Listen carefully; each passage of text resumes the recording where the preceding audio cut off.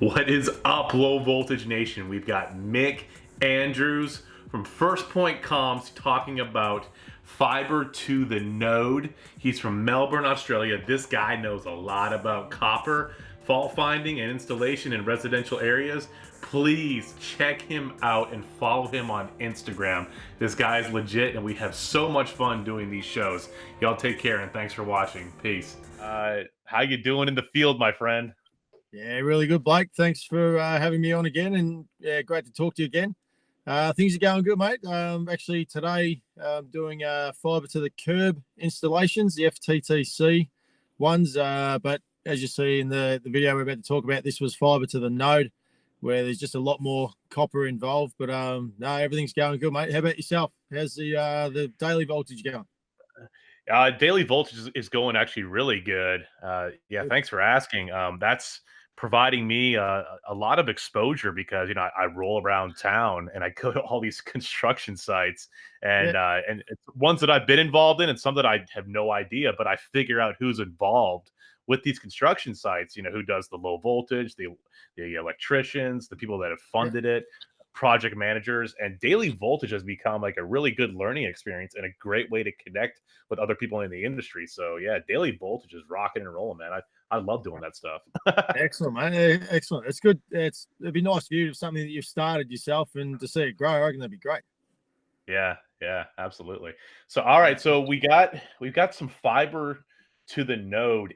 This is installation, and this is That's you right. out in the field. And what Yep. we're looking at right now, it looks like those are called pits. Is that correct? Yeah, that's right. That's the pit. Yep. And it's really just an underground network. Yeah, there's a pit and there's a conduit leading to the next pit and the next pit. So yeah, just the where all the cables hide under the ground that we don't see. Yep.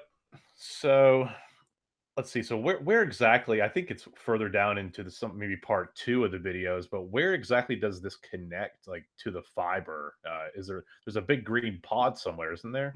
Yeah, so that green pod thing, that's called the node. So the term fiber to the node, I actually think it's a bit misleading. It actually should be called copper to the home is really what this whole thing should be called, because it's the word fiber, yeah, it's just a nice sort of a word, I suppose. It indicates fast broadband, but Exactly. Yeah. It's it's it's a s- yeah, it's a selling point. If you hear yes, fiber to the home, it was so funny because my parents, they got fiber to the home and they were yep. getting like 5 megabits a second. I was like, "Are you kidding me? Like, how is that like fiber to the home?" I mean, maybe it is, but it was so slow. I couldn't believe it.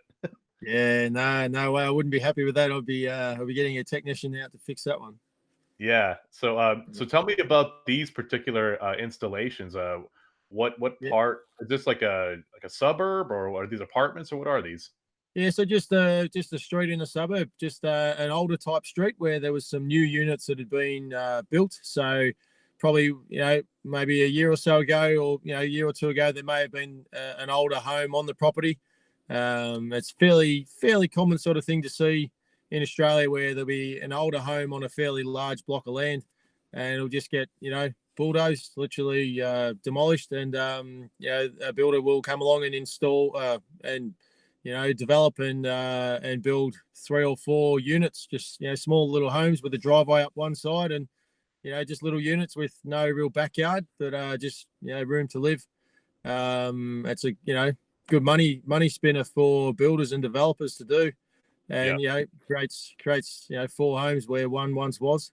So in this case, the builder or the developer, they'll do a lot of the internal conduits, and the pit out the front that I was just looking in before, that's always been there. That's just one of the pits that was out in the street, but this one here, this is a new internal pit, outside one of the units. And in this case there was 4 units, so the 1 inch conduits from each home all run into that pit, and then there'd be a 2 inch conduit coming from that pit out to the front. Cool. Yeah, I'm actually quite fascinated by these. What are these things called? These black little pods. What are these things called? That. that are in those pits, and they're usually submerged. Every time you send me a video, like most of them are submerged in water. Like I don't understand how that even works. Yeah, mate. Well, look, there's you can see just now there's a little rubber seal that you can see. So I mean, inside they Yeah, are actually quite waterproof. The cables going into the bottom of them, they're heat shrunk in, and we wrap them with this tape stuff that's under the heat shrink. So look, they really are waterproof. Just occasionally, maybe a seal breaks, or maybe I don't know, for whatever reason, the water will get in there and cause problems. So cause corrosion and whatnot. But yeah, there. So we call them a joint, joint. Okay. joint, joint, and there's a couple of different types. But essentially we call them a joint, and it's just really where the bigger cable, the main cable, meets up with the smaller cables, so you can continue that copper pair. It's really just a lot of copper pairs coming Yeah. from somewhere, being cut in there, and continued into the house rather than continued on down the street. Yeah.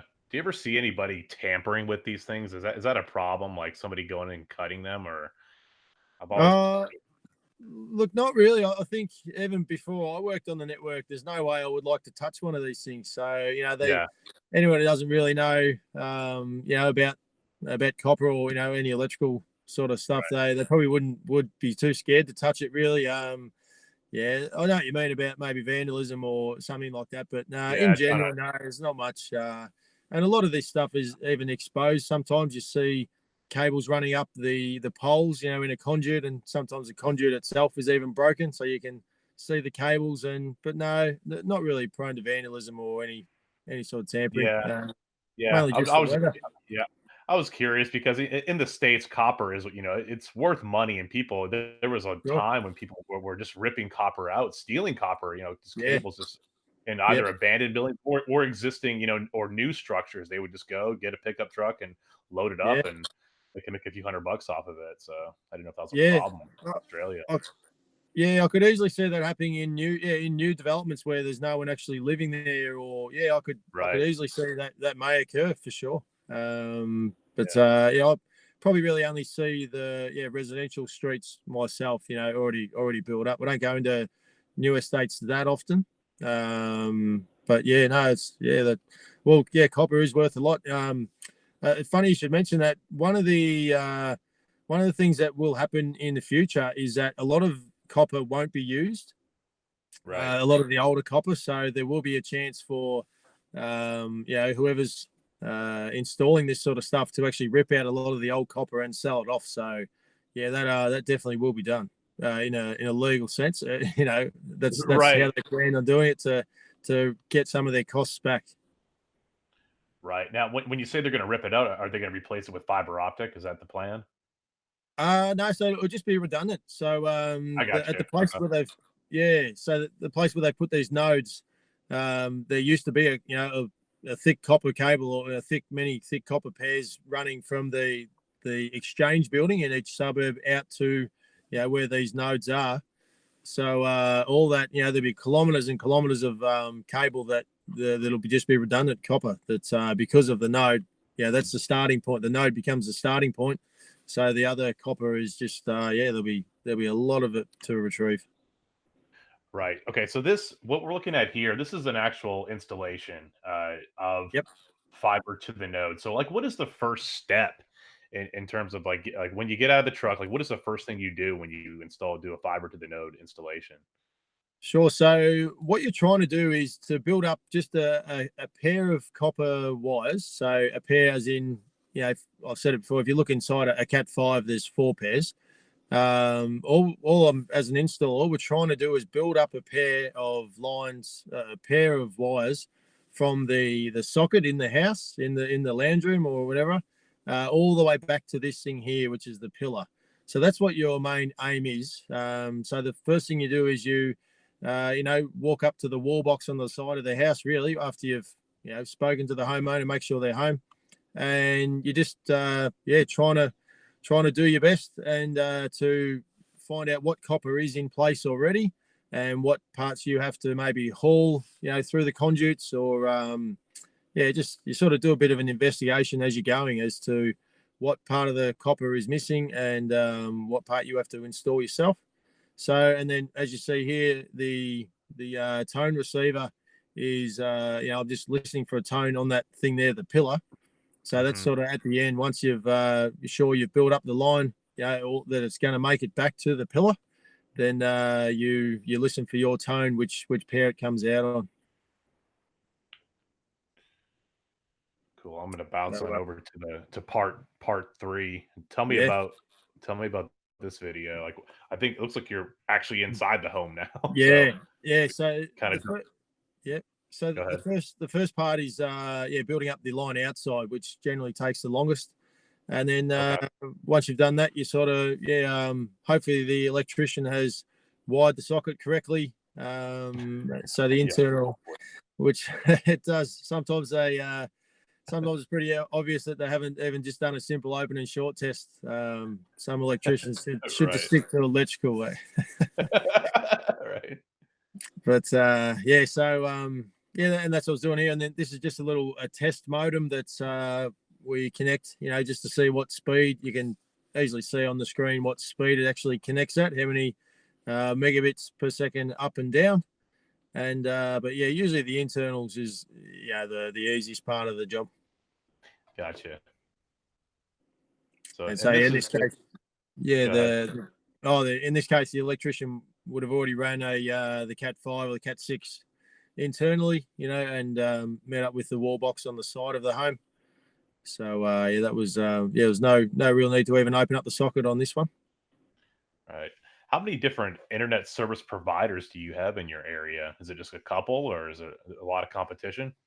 There's a lot of providers that you can go to and pay, but I have a feeling that a lot of them just backbone off. A lot of them have someone else as a backbone. So Right.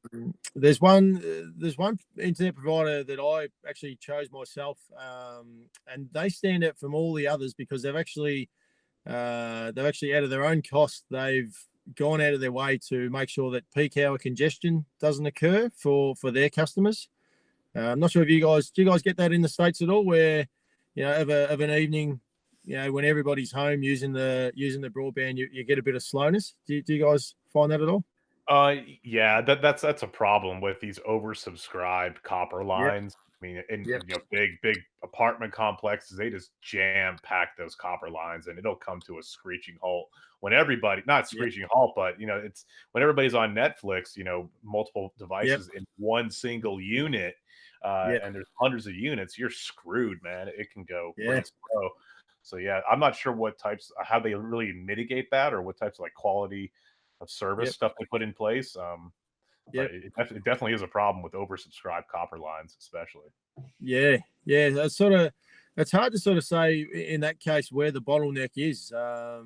So with these fiber to the node lines, the bottleneck, even I mean I'm not even sure exactly where the bottleneck occurs, but this one internet provider I was explaining, I don't know how they've done it, but they've sort of paid more for their own lanes of traffic, and they've even installed their own optic fiber cables throughout Australia in Right. some places. So their customers, which I'm one of myself for my home connection, we don't suffer that peak hour congestion as we know it. And these guys are not the cheapest to sign up to, but they regularly advertise that sort of thing on their Facebook Yeah. page, and so that's the main reason I went with them as well, because any time of day or night you can hit that speed test and you get what you're paying for. Yeah, that's an interesting question. I'd really like to bring on somebody that maybe works for like an ISP or like works at like a Yeah, network operations center that knows a little bit more about how all that stuff is routed and how they mitigate all this traffic, because it's getting worse and worse, especially with streaming movies and music. yep, It's really out of control because you can't just store it on a device because of copyright laws. So yep, places like Netflix, they're putting these big devices inside the network operations center for ISPs, so they kind of take out a lot of the hops between. That kind of okay, solves some problems, but it's just yep, constant streaming of all this movie and all these movies and data. It's yep, quite impactful. yeah. Cool. Well, we were trying to keep it under 10 minutes. I'm sure we're way over 10 minutes, but Yeah, here we go. yeah, is there any like any closing remarks or anything you want to wrap it up with, or what are your thoughts? No, just whatever you think your viewers will get some value out of. I'm happy to even come on again, and maybe if you do get some questions, we can go over a few a few of those. But Yeah, no, mainly what you're seeing here is just the pretty standard fiber to the node connection, where the copper line. Yeah, just to quickly go over it again, the copper line, comes from each home out to the pit, and then there's already the backbone cable in the pit that we join onto. So we don't actually pull an entire copper line the entire length of the street to that node. There's already a 30 pair or 50 pair cable sort of waiting yeah, in the pit. So no, it's definitely this fiber to the node is definitely probably a technology that didn't quite work as well as they hoped to in Australia. So which is why this fiber to the curb that I've been doing some days, usually Thursdays and Fridays, it's I think that's going to take over from where fiber to the node left off. yep. Well, Mick, it's been a pleasure as usual, and I definitely urge everybody that's listening and watching to reach out to Mick on Instagram. And Sure, if you have sure. any questions about copper fault binding or fiber to the node, he is your guy. He's in Melbourne, Australia. So all you Aussies out there, please follow him on Instagram. Let's get his numbers up. That's what we want to do. So Mick, yeah, Thanks, Blake. man. I hope you have a good day, man. And we'll talk to you soon. All right. You too, mate. Talk again soon, Blake. Thanks again. Yep. Take care. Bye. See you, mate.